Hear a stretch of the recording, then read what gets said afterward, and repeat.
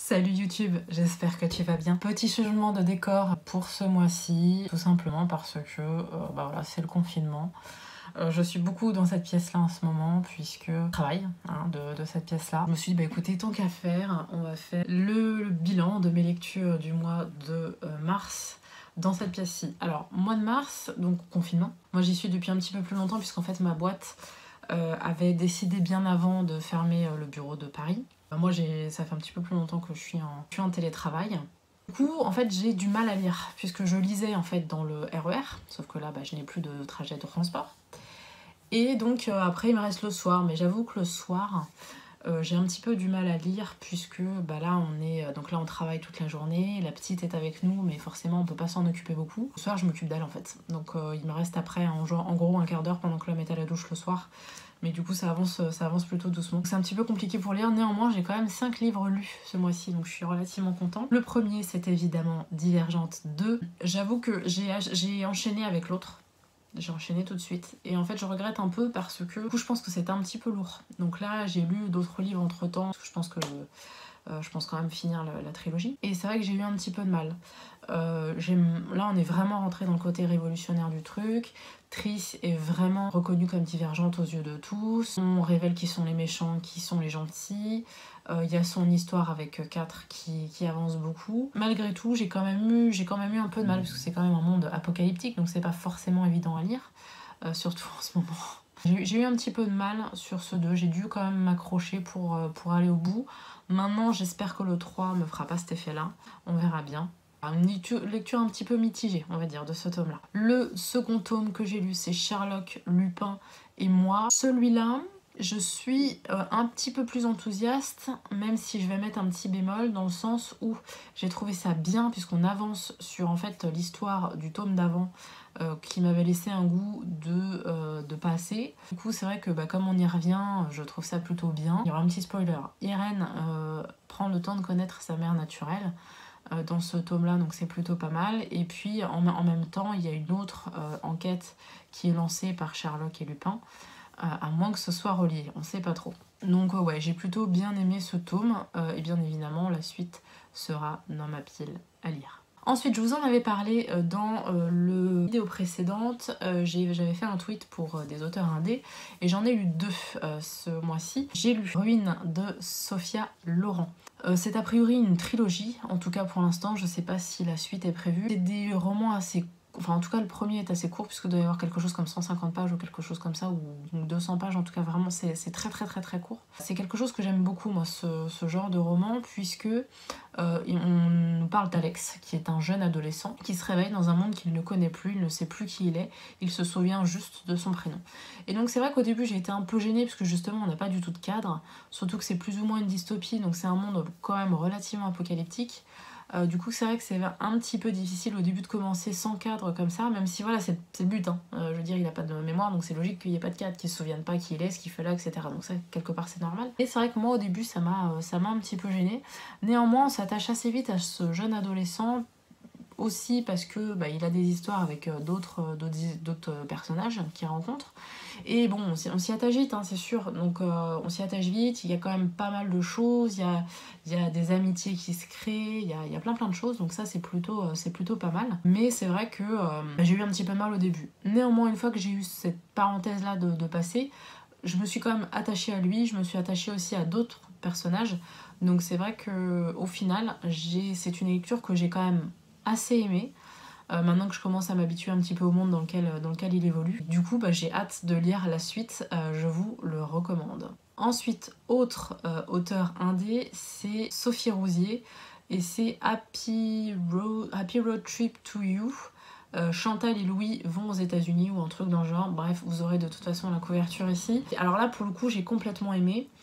Dès le départ, même si, bon pareil, un petit bémol, donc c'est l'histoire de Chantal qui fait la surprise à son mec Louis de l'emmener aux États-Unis pour la Comic-Con de San Diego. Le bémol que je mettrais, c'est qu'en fait Chantal, elle a pas l'air d'être folle amoureuse de son mec, quoi. Donc, dès le départ, on ne sait plus trop finalement ce qu'elle fait avec lui, donc c'est vrai qu'à ce niveau-là, ça m'a un petit peu gênée, mais pour le reste de l'histoire, en fait, ça se déroule plutôt bien, il se passe plein de choses. Louis justement, au départ il est un peu coincé et puis finalement il est plutôt relativement cool.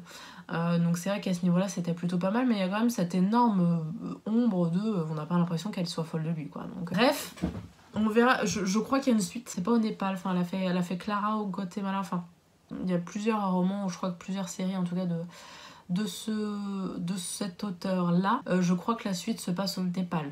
Donc on va voir, peut-être que je vais la prendre ou pas, je ne sais pas encore. Mais en tout cas, c'est vrai que c'était quand même une ombre qui a plané tout le long du roman. Mais c'est un roman qui se lit vraiment extrêmement bien. Il se passe énormément de choses pendant ce voyage, des choses assez marrantes, assez rigolotes. Dont on n'aimerait pas forcément nous être victimes, parce que bon voilà, il y a des situations un petit peu plus improbables que d'autres, mais du coup voilà, c'est censé être une lecture d'été, et en fait bon bah là je l'ai lu là, maintenant c'est très bien puisque comme je suis confinée, de pouvoir partir un petit peu aux États-Unis via ce livre là, ça m'a fait du bien aussi. Donc si vous êtes encore confiné quand vous voyez cette vidéo là, surtout n'hésitez pas à la lire, c'est vraiment super. Et puis le petit dernier, alors celui-là je l'avais complètement oublié, c'est Is It Love, Colin. Donc je ne sais pas si tu t'en souviens, dans mes vieilles vidéos j'en avais déjà lu deux, je crois que j'avais eu Matt et je crois que j'avais eu Ryan. En fait c'est adapté à partir d'un jeu vidéo, enfin d'un jeu vidéo oui plus ou moins, en fait c'est les jeux vidéo romance, tu sais, où tu as plusieurs choix, enfin on te raconte une histoire et puis toi de temps en temps tu as un choix à faire.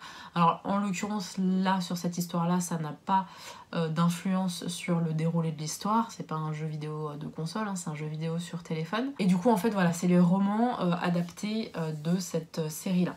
Je les ai tous faits je crois, le seul que j'avais pas terminé c'était Ryan. C'est pour ça que je l'avais pris en livre, sauf que Colin c'est mon préféré, ça a été mon préféré sur le jeu vidéo. Du coup il était juste hors de question que je ne prenne pas ce roman là. Et je dois dire que je ne regrette pas puisque l'histoire est toujours aussi géniale. C'est le seul de ces jeux-là qui m'a donné des papillons dans le ventre. Vraiment, quand je le lisais, je me suis attachée à Colin d'une manière assez folle. Je remets l'histoire, j'ai pas pensé. Donc en fait, à chaque fois, on est une jeune fille qui travaille à la Carter Corporation. Donc on est une jeune fille, là en l'occurrence, on s'appelle Juliette.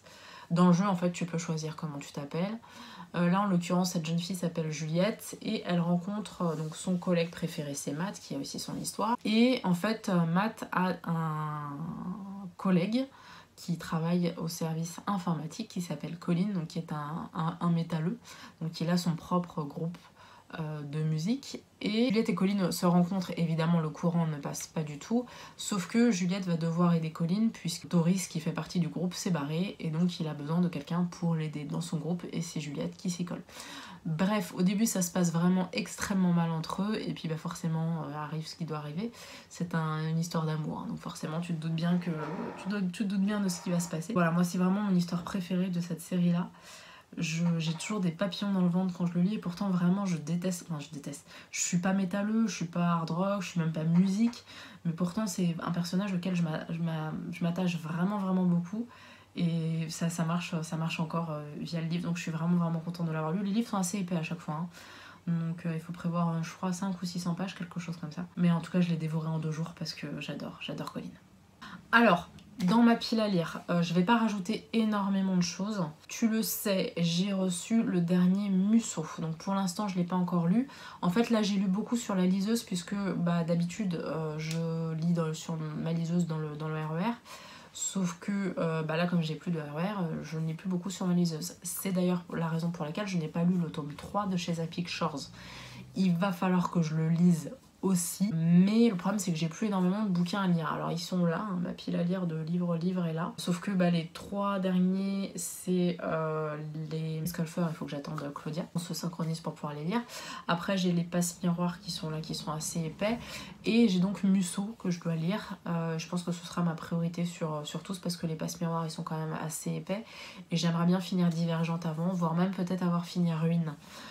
Ruine ça va être relativement rapide parce que comme ceux-là sont assez épais, je pense qu'au final si j'arrive à lire un comme ça plus un autre dans le mois, ça va être quasiment mon maximum. Donc il y aura le Musso en priorité. Puis bah, j'aimerais bien du coup lire le 3e tome de chez Epic Shores puisque je n'en ai pas lu du tout ce mois-ci.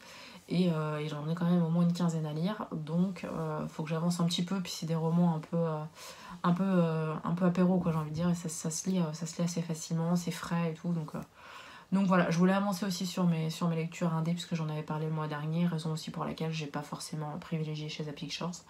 Mais là je pense que sur le mois prochain, ça va être l'un des premiers livres que je vais lire. Voilà, j'espère en tout cas que vous allez bien, j'espère aussi que vous restez chez vous, c'est important.